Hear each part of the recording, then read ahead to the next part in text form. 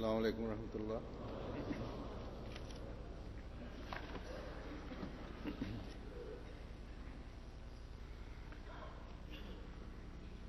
اشہد ان لا الہ الا اللہ وحدہ لا شریک لہ واشہد ان محمدا عبدہ ورسولہ. اما بعد فاعوذ باللہ من الشیطان الرجیم. بسم اللہ الرحمن الرحیم. الحمد للہ رب العالمین الرحمن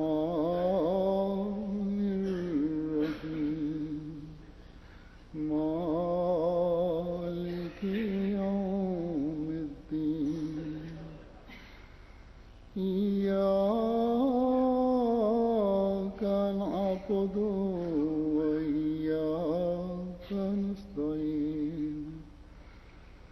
اهدنا الصراط المستقيم صراط الذين أنعمت عليهم غير المغضوب عليهم ولا الضالين. فاذكروني اذکرکم واشکروا لی ولا تکفرون. الحمدللہ کہ جلسہ سالانہ UKP گزشتہ اتوار کو اللہ تعالیٰ کے فضلوں اور برکتوں کے نظارے دکھاتا ہوا اپنے اختتام کو پہنچا. جیسا کہ میں نے پہلے ہی بتایا تھا کہ برطانیہ کے جلسے کو خود ہی ایک مرکزی حیثیت حاصل ہو گئی ہے. جہاں دنیا میں رہنے والے ہر احمدی کو اس کا انتظار ہوتا ہے، اس جلسے کا، اس کے لیے تیاریاں ہو رہی ہوتی ہیں. کچھ جو طاقت پرواز رکھتے ہیں جلسے میں شامل ہونے کی کوشش کرتے ہیں، حتیٰ کہ غریب لوگ بھی جو ان کے پاس جمع پونجی ہوتی ہے خرچ کر کے اس جلسے پر آنے کی کوشش کرتے ہیں اور صرف جلسے میں شامل ہو کر واپس چلے جاتے ہیں. اس سال بھی کئی لوگ مجھے ملے جو صرف جلسے کی غرض سے آئے اور جلسے کے اگلے روز واپس چلے گئے. یا کچھ لوگ ہیں جس جمعے تک کا انتظار کر رہے ہیں اور اکثریت کی کل پرسوں کی فلائٹ سے. بعض کو میں جانتا ہوں اتنی مالی استطاعت نہیں رکھتے کہ اتنا خرچ کر کے آئیں، خاص طور پر پاکستان سے آنے والے. لیکن جلسے میں شامل ہونے والوں کے لیے حضرت مسیح موعود علیہ الصلوۃ والسلام کی دعائیں لینے اور خلیفہ وقت سے ملنے کے لیے آتے ہیں. اس دفعہ کافی تعداد میں دنیا میں ہر جگہ احمدیوں نے ویزے کے لیے درخواستیں دی تھیں مختلف ممالک میں، لیکن ہر جگہ جتنی تعداد میں درخواستیں دی گئی تھیں اس کے مقابلے میں بہت کم ویزے ملے.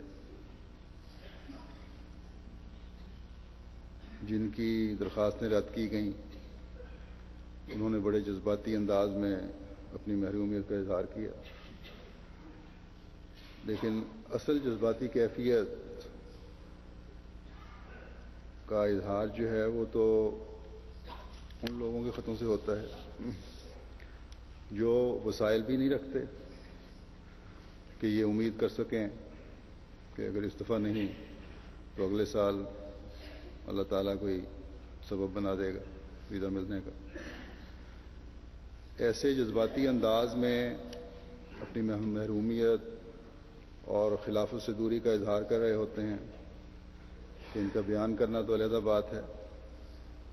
ایسے خط پڑھ کر بھی جذباتی کیفیت طاری ہو جاتی ہے. اللہ تعالیٰ ایسے سامان پیدا فرمائے کہ یہ جلد یہ دوریاں جو ہیں وہ بھی قربتوں میں بدل جائیں. جتنی بھی کوشش ہو جائے یہاں آنے کے لیے یا قادیان کے جلسے میں شمولیت کے لیے چند ہزار سے زیادہ لوگ شامل نہیں ہو سکتے، لیکن پاکستان میں تو لاکھوں کا جلسہ ہوتا تھا. روا کے چھوٹے سے شہر میں جب جلسے کے دنوں میں اتنا رش ہوتا تھا کہ چلنا مشکل ہو جاتا تھا سڑکوں پہ. وہ بھی عجیب رونقیں تھیں اور عجیب بہاریں ہوتی تھیں. ایک عجیب روحانی ماحول ہوتا تھا. یہاں کے جلسے روا کی جلسوں کی یاد تازہ کرتے ہیں. انشاءاللہ تعالی وہ دن بھی ضرور آئیں گے جب روا کی رونقیں دوبارہ قائم ہوں گی.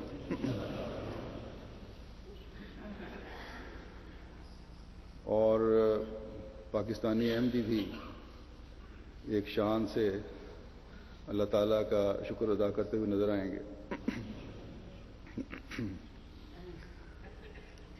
وہ اسوہ ان کے سامنے ہوگا جو ہمارے آقا و مطاع حضرت محمد مصطفیٰ صلی اللہ علیہ وسلم نے فتح مکہ کے موقع پر اونٹ کے کجاوے پر سجدہ ریز ہوتے ہوئے قائم فرمایا. لیکن یہ بھی ہمیں یاد رکھنا چاہیے کہ اس سجدہ شکر کے حصول کے لیے ہمیں اسوہ رسول صلی اللہ علیہ وسلم پر چلتے ہوئے اپنی زندگی کے ہر دن کو سجدوں سے سجانا ہوگا. اللہ تعالیٰ نے تمام دوریوں کے باوجود، تمام پابندیوں کے باوجود ہم پر یہ احسان فرمایا ہوا ہے کہ ایم ٹی اے کا ایک ذریعہ ہمیں عطا فرمایا ہے، جس سے کچھ حد تک تو پاکستان کے رہنے والے یا ان ملکوں کے رہنے والے جہاں آزادی سے ہم جلسے نہیں کر سکتے، یہ دیکھ کر اپنی پیاس بجھا لیتے ہیں. پاکستان کے محروم احمدی ٹی وی کی سکرین پر جلسے کے نظارے دیکھ لیتے ہیں، دعاؤں میں شامل ہو جاتے ہیں. بعض باقاعدہ جلسے کا ماحول بنا کر گھروں میں وہی لنگر خانے کی طرز کے کھانے، آلو گوشت اور دال وغیرہ پکاتے ہیں اور اپنے دل کی حسرت کسی حد تک پوری کر لیتے ہیں. لیکن وہ ایک طرف کی ان کی جو حسرت ہے وہ تو پوری ہو جاتی ہے، بغیر موجودگی کے کچھ نہ کچھ حد تک کمی ان کی پوری ہو جاتی ہے.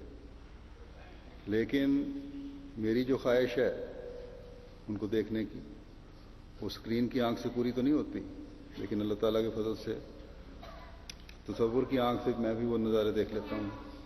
جب خطوں میں ایک ذکر ہوتا ہے، بڑی تفصیلی ذکر ہوتا ہے ان جلسوں کا، ان نظاروں کا.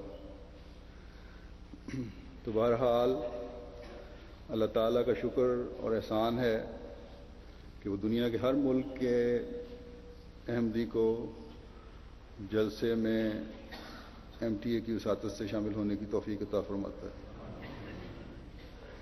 بس خاص طور پر پاکستانی احمدیوں کو اس شکر گزاری کے لیے اللہ تعالیٰ کے حضور مزید جھکنے والا بننے کی کوشش کرنی چاہیے. اللہ تعالیٰ سب کو اس کی توفیق دے.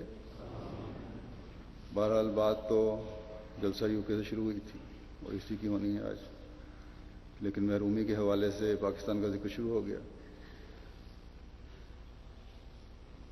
اللہ تعالیٰ کے فضل سے جلسے کا اختتام، یوکے جلسے کا اختتام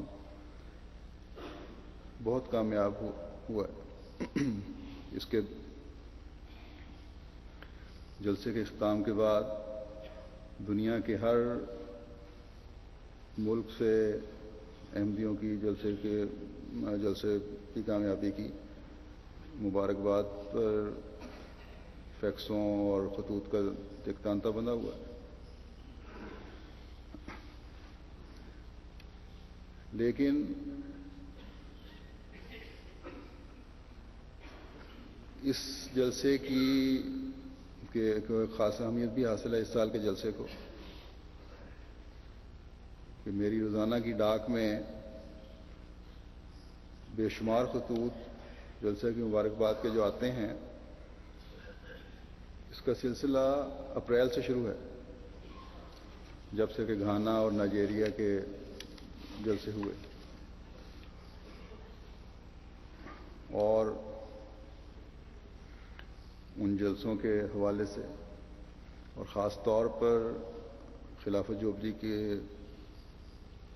سال کے حوالے سے جن ملکوں اور خاص طور پر پاکستان جہاں میں جا نہیں سکتا، وہاں سے مبارکباد کے خطوط بھی جیسا کہ میں نے پہلے بھی کہا بڑا جذباتی رنگ لیے ہوئے ہوتے ہیں. بہرحال اپنی روایت کے مطابق آج کے خطبے میں یوکے کے جلسے کے حوالے سے کچھ باتیں جو جلسے کے ضمن میں ہیں، تاثرات ہیں لوگوں کے، اور اسی طرح ایک احمدی کو بھی کس طرح اس کا شکر گزار ہونا چاہیے، اس بارے میں مختصراً ذکر کروں گا. اللہ تعالیٰ کا خاص فضل ہے کہ جیسا کہ میں نے جلسہ کے آخری دن بتایا تھا، اس سال میں جلسے میں یہاں کے جلسے کی حاضری 40,000 سے اوپر تھی. گو کہ ابھی تک کے جلسوں میں گھانا کا جلسہ سب سے بڑا تھا جس میں حاضری 1 لاکھ سے اوپر تھی جو خلافت جوبلی کے حوالے سے ہو رہے ہیں. لیکن نمائندگی کے لحاظ سے 85 ممالک کی نمائندگی صرف یہاں کے جلسے میں تھی. اتنی بڑی تعداد میں اتنے ملکوں کی نمائندگی جو ہے اتنی بڑی تعداد میں مخالفین کے لیے یقیناً ایک تعزیانہ ہے، اور لیکن ہمیں اللہ تعالیٰ کا شکر گزار بنانے والی ہونی چاہیے. اس دفعہ بھی ہمیشہ کی طرح بہت سے غیر جماعت مسلمان بھی اور غیر مسلم بھی جلسے میں شامل ہوئے ہیں ہمارے، جو اچھے نیک جذبات اور خیالات رکھتے ہیں جماعت کے بارے میں. اس ملک سے بھی اور بیرونی دنیا سے بھی کچھ نے اپنے خیالات کا اظہار بھی جلسے کے دنوں میں کیا، وہ آپ لوگوں نے سنا.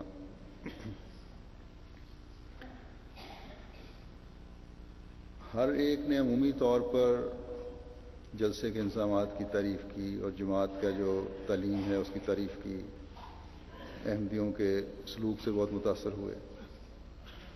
تو یہ جلسہ جہاں ہماری روحانی بہتری اور تربیت کا ذریعہ بنتا ہے، وہاں ان جلسوں سے جو مختلف ممالک میں ہوتے ہیں، اور یہ جلسہ بھی تبلیغ کا ذریعہ بھی بنتا ہے.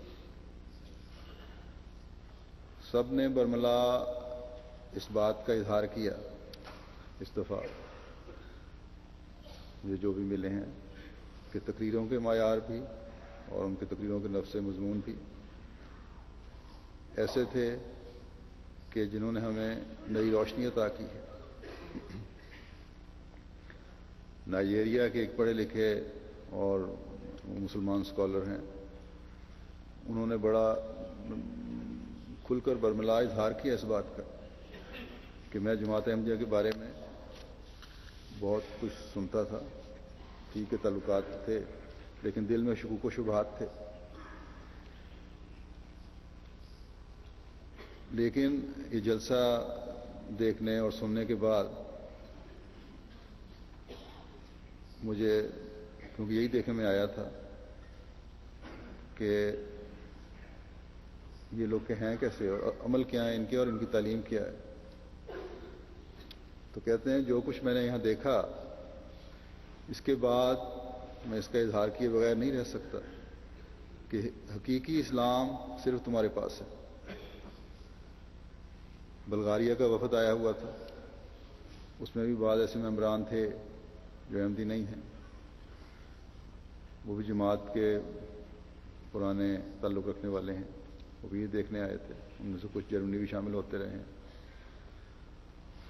کہ جماعت کی تعلیم کیا ہے اور یہ کیسے لوگ ہیں. بلغاریہ بھی یورپ کا ایک واحد ملک ہے جہاں جماعت کی مخالفت ہے، اور ان کی مسلم کونسل جو ہے کہ وہ مسلمان ملک ہے جس کا اثر حکومت پر ہے. جماعت کی وہاں رجسٹریشن میں رکاوٹ بنی ہوئی ہے. تو ان غیر جماعت نے بھی یہی اظہار کیا کہ ہم نے دیکھا اور سنا اور لوگوں سے ملے، حقیقی اور اصلی اسلام یہی ہمیں نظر آیا. جلسے کے دنوں میں عموماً باہر سے آئے ہوئے مہمانوں کو وقت دیا جاتا ہے جس میں چند منٹ وہ اپنے خیالات کا اظہار کرتے ہیں، آپ لوگ سنتے رہے. تو ایک ملک کے 2 غیر جماعت بھی اسلامی ملک کے یہاں آئے ہوئے تھے جن کا یہ شکوہ تھا کہ ہمیں وقت نہیں دیا گیا. تو بہرحال آئندہ انتظامیہ کو بھی اس بات کا خیال رکھنا چاہیے کہ ہر ملک کو اگر وقت نہیں دیا جا سکتا تو کم از کم ہر علاقے جن میں ملکوں کے لحاظ سے تقسیم ہو ان کی نمائندگی ہونی چاہیے جو غیر جماعت آتے ہیں پتہ کر کے وہاں کی جماعتوں سے. جلسے کے تمام پروگراموں میں جو مجھے غیروں کی طرف سے اعتراض ملے وہ 2 تھے. ایک تو یہی کہ ہمیں وقت نہیں دیا گیا، ہمیں بولنا کا وقت دیا جانا چاہیے تھا، اور دوسرے یہ اعتراض تھا کہ پروگرام وقت پہ شروع نہیں ہوتے رہے. حالانکہ جہاں تک مجھے علم ہے بعض حالات کی وجہ سے اگر کوئی دیر ہوئی ہے تو چند منٹ کے علاوہ عموماً پروگرام وقت پہ شروع ہوتے رہے ہیں. میں نے انہیں بتایا کہ آپ دیکھ رہے ہیں کہ اتنا وسیع انتظام ہے اور تمام انتظام جو ہے وہ عارضی بنیادوں پر ہے. تو اگر چند منٹ کی دیر ہو جائے کسی بات پر تو اس کو نظر انداز کر دینا چاہیے. مثلاً بعض دفعہ یہ ہوتا ہے، میں نے بتایا کہ کھانا وسیع انتظام کے تحت ہے، کھانا وقت پہ ختم نہیں ہوا، یا ٹرانسپورٹ کی وجہ سے لوگوں کے آنے میں کوئی دقت ہو گئی، دیر ہو گئی کیونکہ لوگ مختلف جگہوں سے آ رہے ہوتے ہیں. پھر مہمان مقررین کو جو وقت دیا جاتا ہے جب وہ بول رہے ہوتے ہیں تو اپنے مقررہ وقت سے بعض دفعہ زائد بول جاتے ہیں، اس لیے ہر پروگرام آگے چلتا چلا جاتا ہے. پھر اور ہم ان کو مہمان ہونے کی وجہ سے، ان کی مہمان کی ایک حیثیت ہے اس کی، اس وجہ سے روک نہیں سکتے. تو ان وجوہات کی وجہ سے اگر پروگرام اگر لیٹ ہو جاتا ہے تو امید ہے آپ ہماری معذرت قبول کریں گے. لیکن وہ صاحب بھی بڑے پکے تھے، کوئی نہ کوئی اعتراض تو انہوں نے ڈھونڈنا تھا. لیکن عمومی طور پر اچھا تاثر تھا. یہ اعتراض تو اس لیے کہ ہر کوئی وہاں بیٹھا تعریف کر رہا تھا. اس بات پر بزید رہے کہ وقت کی پابندی ہونی چاہیے. کہنے لگے کہ میں نے بڑی بڑی کانفرنسیں اٹینڈ کی ہیں جن میں وقت کی پابندی ہوتی ہے. تو میں نے انہیں کہا اس سے انکار نہیں کہ وقت کی پابندی ہونی چاہیے، لیکن جو کانفرنسیں آپ اٹینڈ کر کے آتے ہیں بیرونی دنیا میں آپ نے دیکھی ہوں گی، وہ کانفرنسیں جہاں منعقد ہوتی ہیں وہاں انتظامات سارے وہیں موجود ہوتے ہیں، اور اس طرح مختلف طبقوں کی اتنی بڑی تعداد بھی وہاں نہیں ہوتی. پڑھے لکھے لوگ ہوتے ہیں، ایک محدود طبقہ ہوتا ہے. تو بہرحال باتیں ہوتی رہیں. اس بات کو انہوں نے تسلیم کیا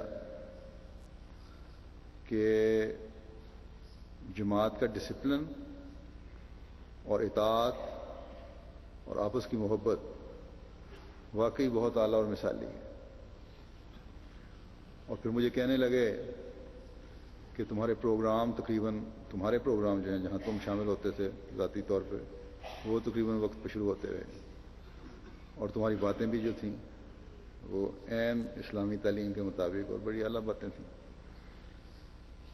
تو میں نے انہیں کہا یہی بات میں آپ کو کہہ رہا ہوں، کم از کم آپ یہ تو تسلیم کرتے ہیں کہ ہماری باتیں جو ہیں اچھی ہیں، لوگوں میں اطاعت کا مادہ ہے، روحانی ماحول ہے،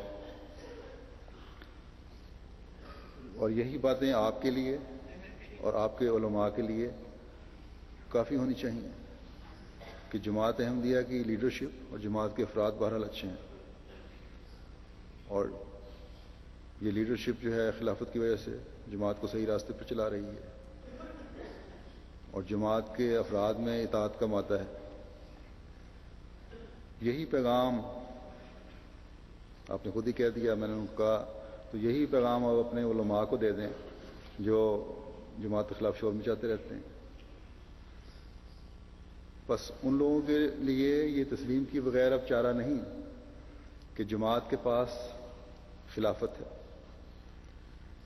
جس سے وہ لوگ محروم ہیں، اور اس وجہ سے ان میں وہ وحدت پیدا نہیں ہو سکتی جس کے لیے وہ کوشش کر رہے ہیں.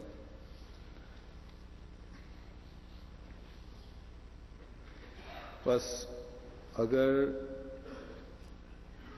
ان میں میرے متعلق براہ راست اعتراض، باقی اعتراضوں کے باوجود مجھے براہ راست انہوں نے اعتراض کا نشانہ نہیں بنایا، تو یہ کوئی میری ذات کی بڑائی نہیں ہے، بلکہ اللہ تعالیٰ کا اپنے وعدے کے مطابق خلافت کا روب قائم کرنا ہے.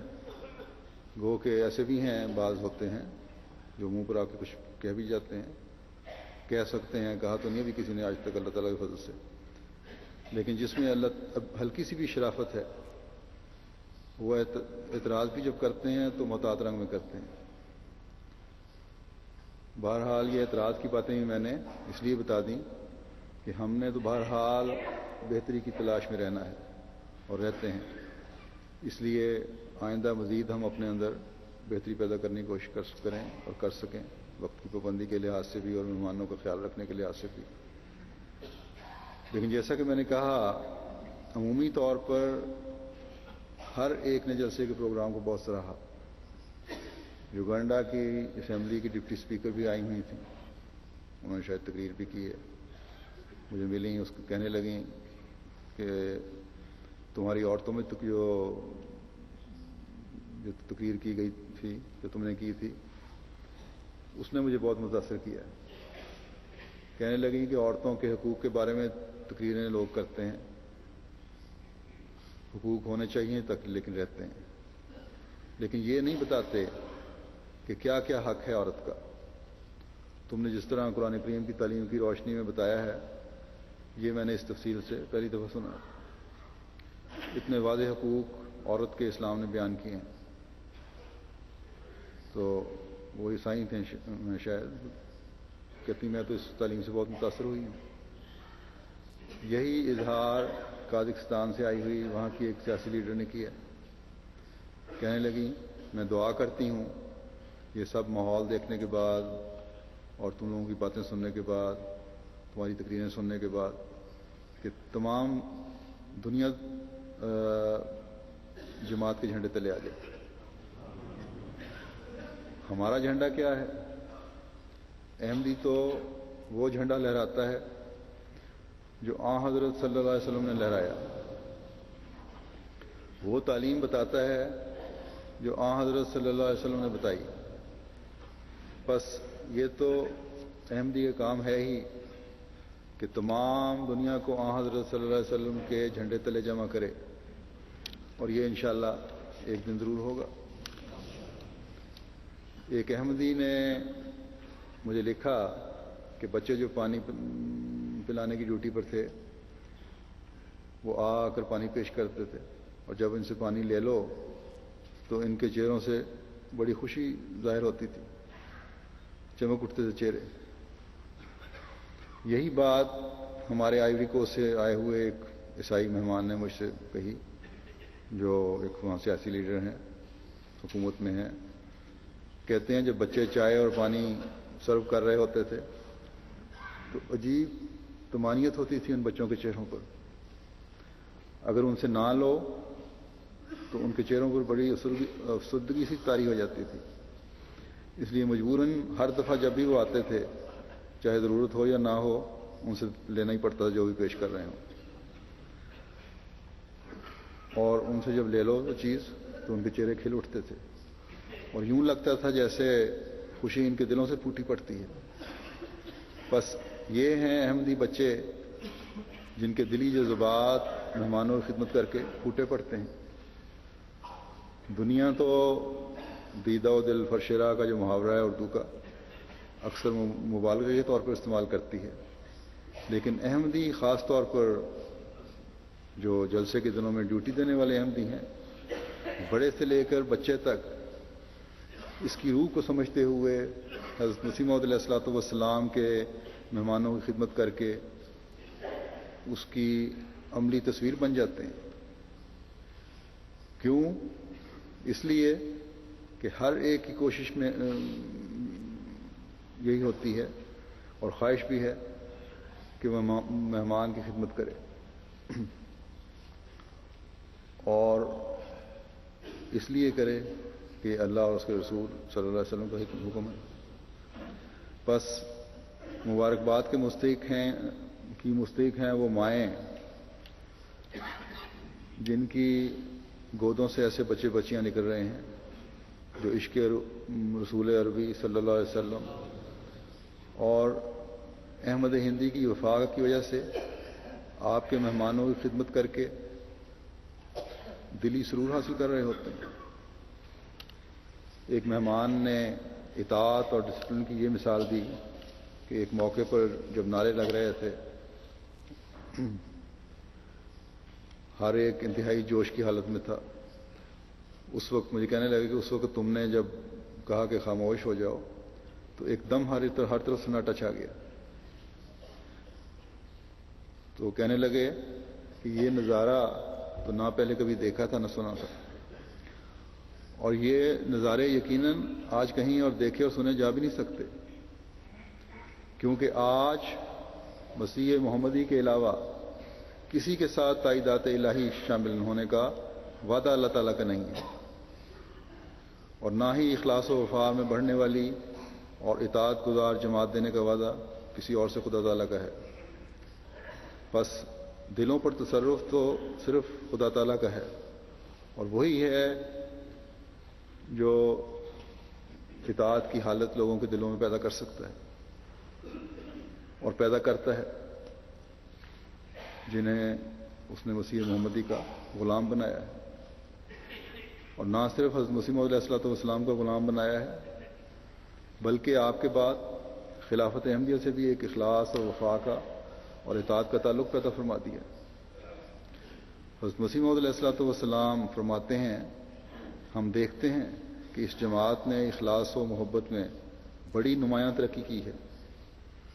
بعض اوقات جماعت کا اخلاص، محبت اور جوش ایمان دیکھ کر خود ہمیں تعجب و حیرت ہوتی ہے. پھر آپ فرماتے ہیں، غور سے دیکھا جاوے تو جو کچھ ترقی اور تبدیلی ہماری جماعت میں پائی جاتی ہے وہ زمانے بھر میں اس وقت کسی دوسرے میں نہیں ہے. ان لوگوں کی تبدیلی تو حیرت میں ڈالتی ہے. پھر آپ نے فرمایا، خدا تعالیٰ نے اس وقت ایک صادق کو بھیج کر چاہا کہ ایسی جماعت تیار کرے جو اللہ تعالیٰ سے محبت کرے. بس یہ اخلاص اور وفا جو جماعت میں ہے وہ حضرت مسیح موعود علیہ الصلوۃ والسلام کی بیعت میں آنے کی وجہ سے ہے، اور لوگوں سے محبت یا آپ کے مہمانوں کی خدمت کا جذبہ ہر بچے بوڑھے میں اس لیے ہے کہ حضرت مسیح موعود علیہ الصلوۃ والسلام نے مہمانوں کی خدمت کر کے حضرت مسیح السلام کے مہمانوں کی خدمت کر کے وہ اللہ تعالیٰ کی رضا حاصل کرنا چاہتے ہیں. اور یہی ایک بہت بڑی دلیل ہے حضرت مسیح موعود علیہ الصلوۃ والسلام کے صادق اور اللہ تعالیٰ کی طرف سے ہونے کی. جیسا کہ آپ نے فرمایا ہے کہ اللہ تعالیٰ نے اس وقت چاہا کہ کہ صادق کو بھیج کر اللہ تعالیٰ سے محبت کرنے والے تیار کرے.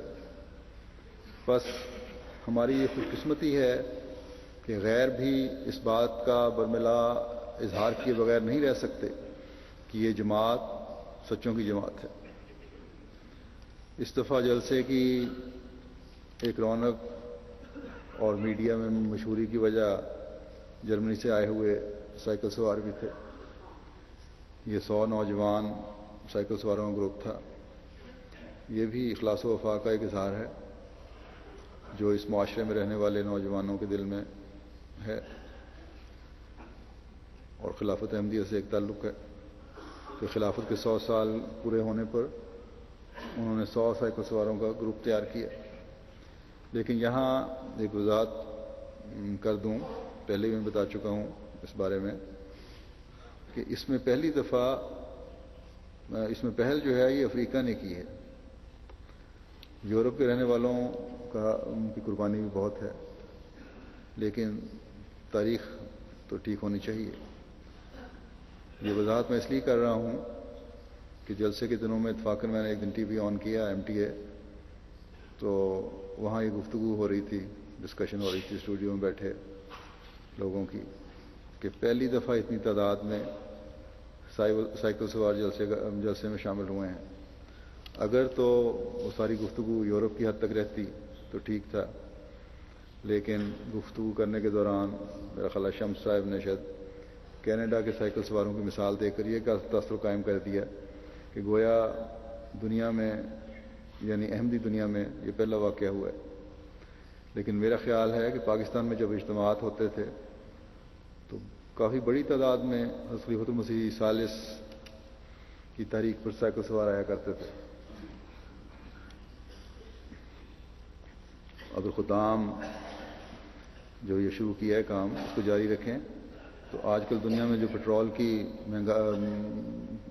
کمی کا رونا رویا جا رہا ہے اور مہنگائی کا رونا رویا جا رہا ہے، کم از کم نوجوان تو اس سے بچ سکتے ہیں. اور ایکسرسائز کی ایکسرسائز ہے، ورزش ہے. حضرت خلیفۃ المسیح ثالث نے کی اس تحریک کا بڑا فائدہ ہوا تھا اس زمانے میں. مجھے بھی یاد ہے ایک دفعہ میں فیصلہ آباد میں پڑھتا تھا، اس زمانے میں سائیکل سفر کی عادت پڑ چکی تھی اس تحریک کی وجہ سے. تو جلسے کے بعد فیصلہ آباد جانے کے لیے میں بس کے اڈے پہ آیا تو بہت رش ہوتا ہے اس دنوں میں. جنہوں نے ربا کا جلسہ دیکھا ان کو پتہ ہوگا. میرے ساتھ میرے ایک عزیز بھی تھے. تو آدھا گھنٹہ انتظار کے بعد میں نے کہا چلو بہتر یہ ہے کہ سائیکل پہ چلتے ہیں. ہم دونوں ایک سائیکل پہ بیٹھے، گھر آئے، وہاں سے سائیکل لیا اور سائیکل پہ بیٹھ کے آرام سے فیصل آباد پہنچ گئے. اگلے دن میرا پیپر تھا یا جو بھی تھی، باہر بات ایمرجنسی تھی. تو اگر ہمیں پہلے عادت نہ ہوتی 6 گھنٹے رات تک کھڑا رہنا پڑتا بس کے انتظار میں، تو بڑا فائدہ ہو جاتا ہے سائیکل سواری کا. بہرحال اس سال گھانا کے جلسے پر جیسے میں نے کہا افریقہ نے پہل کی ہے. بکینا فاسو سے 300 نوجوانوں کا قافلہ آیا تھا اور انہوں نے 1600-1700 کلومیٹر کا فاصلہ طے کیا تھا. امیر صاحب جرمنی گو کہ بڑا پروٹیکٹ کر رہے تھے اپنے سائیکل سواروں کو کہ ہماری سڑکوں پہ رش بڑا ہوتا ہے، اس لحاظ سے بڑا کارنامہ ہے ان کا. لیکن بکینا فاسو کے ان افریقن نوجوانوں کا بھی بڑا کارنامہ ہے کہ وہاں ان کی سڑکیں بھی ٹوٹی ہوئی تھیں اور سائیکل بھی ٹوٹے ہوئے تھے. بلکہ وہاں کے اخباروں نے خبر لگائی کہ کیا یہ ٹوٹے ہوئے سائیکل اپنی منزل تک پہنچ سکیں گے. پھر بیچارے خوراک کا جو آسانیاں تھیں وہ بھی ان کو نہیں تھی پوری طرح میسر تھی. پھر گرمی بھی بے انتہا تھی. تو یہ ساری چیزیں اگر دیکھیں تو انہوں نے بڑی ہمت کی ان لڑکوں نے. تو بہرحال اگر دنیا کا مقابلہ کرنا ہے تو خلافت جوبلی کے جلسوں میں سائیکل سواروں کی شمولیت کے لحاظ سے نمبر 1 بکینا فاسو کے خدام ہیں. لیکن سائیکل سفر کی جو رو چلی ہے اسے اب جاری رہنا چاہیے. جیسا کہ میں نے کہا سائیکل سفر بڑا فائدہ مند چیز ہے. اس سے افریقہ کے تجربے سے بھی یہی بات ثابت ہوئی ہے اور جرمنی کے سائیکل سواروں سے بھی. کہ تبلیغ کے راستے بھی بڑے کھلتے ہیں، جماعت کا تعارف بڑھتا ہے۔ جرمنی میں بھی سفر شروع کرنے سے پہلے میڈیا نے اس کو کوریج دی، وہاں جرمنی کے ایک شہر سے شہر میں، اور پھر جب یہاں پہنچے ہیں تو یہاں بھی میڈیا نے کافی کوریج دی تھی ان سائیکل سواروں کی، جو یقیناً جماعت کے تعارف کا باعث بنی ہے۔ اللہ تعالیٰ جرمنی سے آنے والے نوجوانوں کے اخلاص و وفا کو بھی بڑھائے۔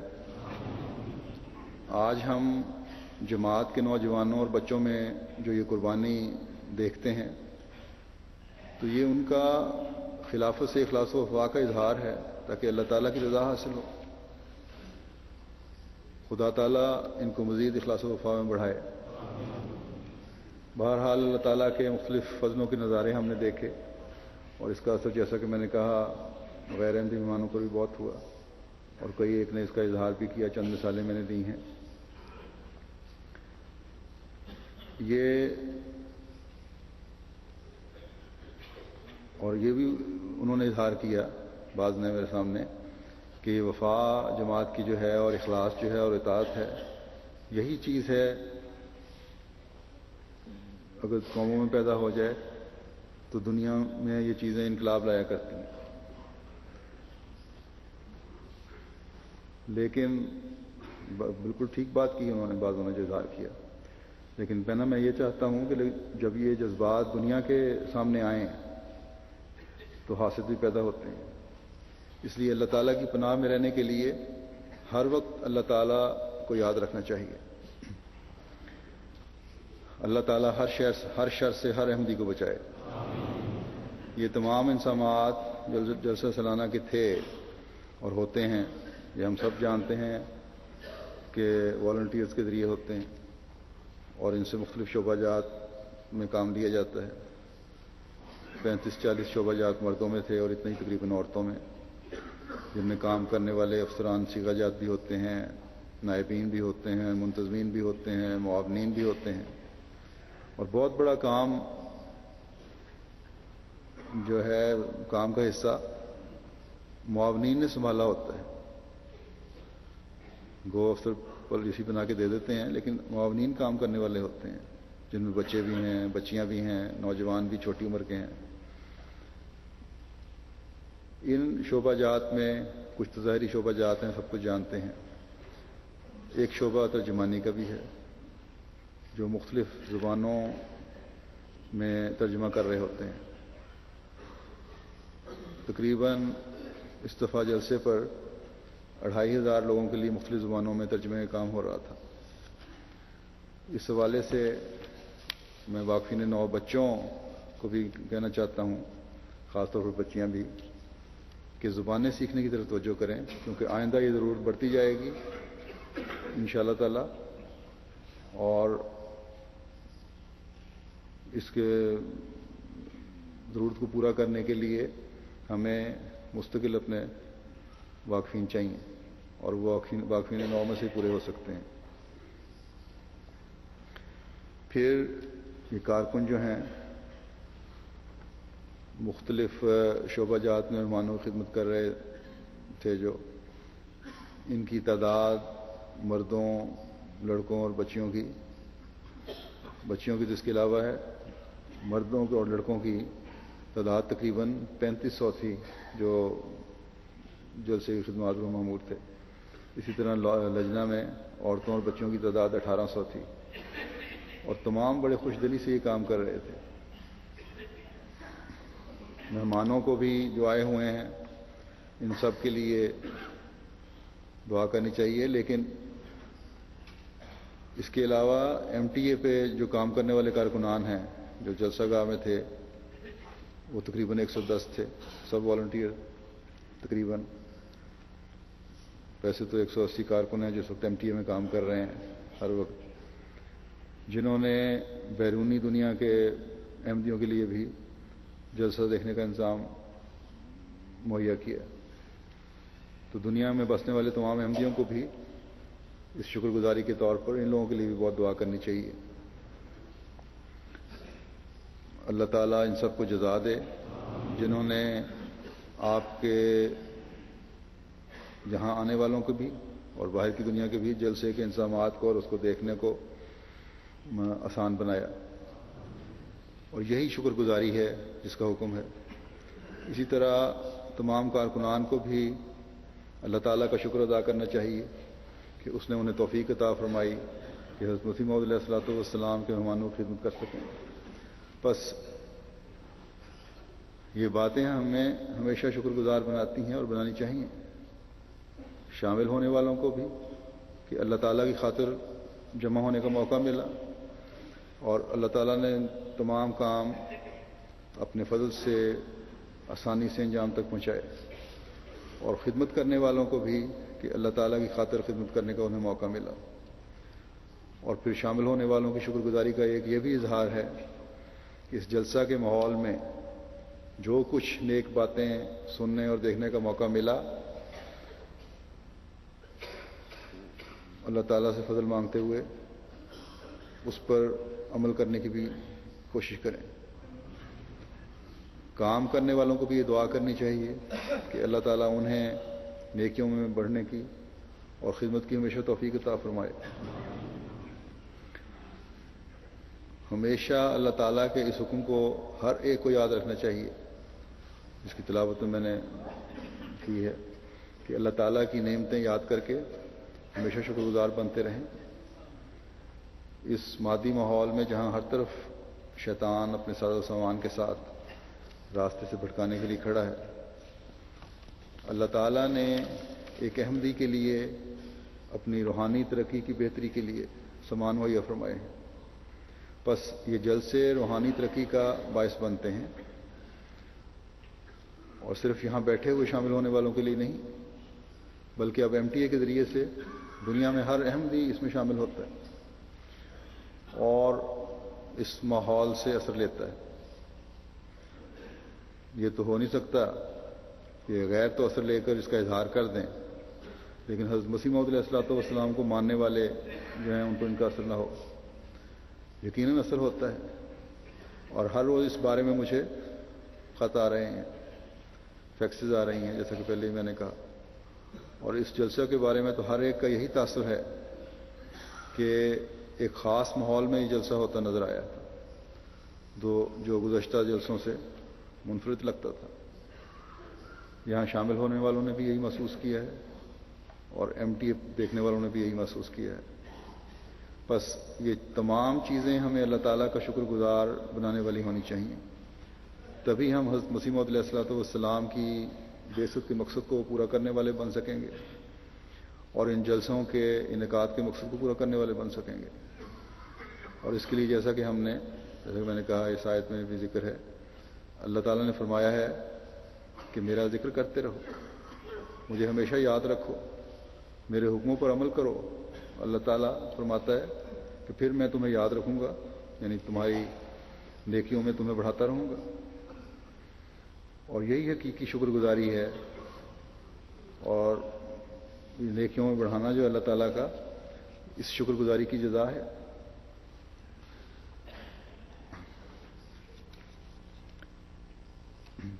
پھر شیطان سے اللہ تعالیٰ کی پناہ میں مانگتے رہنا چاہیے ہمیں کہ جو نیکیاں ہم نے سیکھیں اور سنی ان کو اپنے اندر رائج کرنے کی کوشش کریں اور شیطان کے بہکاوے میں نہ آ جائیں۔ بس یہ باتیں جو ہیں ہر احمدی کو ہر وقت مد نظر رکھنی چاہیے تاکہ اللہ تعالیٰ کے احسانات اور انعامات ہم پر بڑھتے چلے جائیں۔ ہم ہمیشہ اللہ تعالیٰ حضرت صلی اللہ علیہ وسلم کے سچے غلاموں میں شامل ہو کر اپنے اعمال میں پاک تبدیلیاں پیدا کرتے ہوئے آپ کے جھنڈے کو دنیا کے ہر ملک، ہر شہر اور ہر گلی میں لہرانے والے بن سکیں۔ خدا تعالیٰ ہمیں اس کی توفیق عطا فرمائے۔ ایک حدیث میں حضرت صلی اللہ علیہ وسلم کی ایک دعا کا ذکر ملتا ہے، اسے بھی ہمیں ہمیشہ اپنے سامنے رکھنا چاہیے۔ آپ یہ دعا اپنے مولا کے حضور عرض کیا کرتے تھے کہ اے میرے رب، مجھے اپنا شکر گزار، اپنا ذکر کرنے والا، اپنے سے ڈرنے والا اور اپنا کامل اطاعت گزار اور اپنے حضور عاجزی کرنے والا بنا دے۔ اللہ تعالی ہمیں بھی توفیق دے۔ کہ ہم اس دعا کو اپنی دعاؤں میں ان کا خاص حصہ بنا کر اپنے حق میں اسے قبول ہوتے ہوئے دیکھیں. آمین.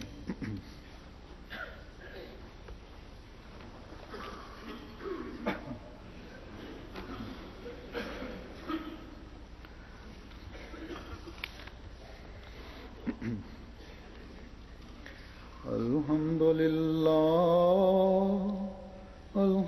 لله نحمده ونستعينه ونستغفره ونؤمن به ونتوكل عليه ونعوذ بالله من شرور أنفسنا ومن سيئات أعمالنا من يهده الله فلا مضل له ومن يضلل فلا هادي له ونشهد أن لا إله إلا الله ونشهد أن محمدا عبده ورسوله. جنازے کا کیا فیصلہ کیا ان لوگوں نے؟ نیچے میں نے بڑھانا ہے یا اچھا دوسرا اعلان بھی کر دیا تھا. ایک یہی حاضر جنازے کا ہے. ابھی جمعے کے بعد میں ایک حاضر جنازہ پڑھاؤں گا اور اس کے ساتھ ہی ایک جنازہ غائب ہے مکرم پیر ضیاء الدین صاحب کا، جو حضرت پیر اکبر علی صاحب کے بیٹے ڈاکٹر میر اسماعیل صاحب کے داماد تھے. گزشتہ دنوں میں فوت ہوئے جب میں دورے پہ تھا، تو ان کا جنازہ غائب بھی ساتھ ہوگا. عباد اللہ رحمکم اللہ ان اللہ یامر بالعدل والإحسان وإیتاء ذی القربى وینہی عن الفحشاء والمنکر والبغی یعظکم لعلکم تذکرون. اذکروا اللہ یذکرکم وادعوہ یستجب لکم ولذکر اللہ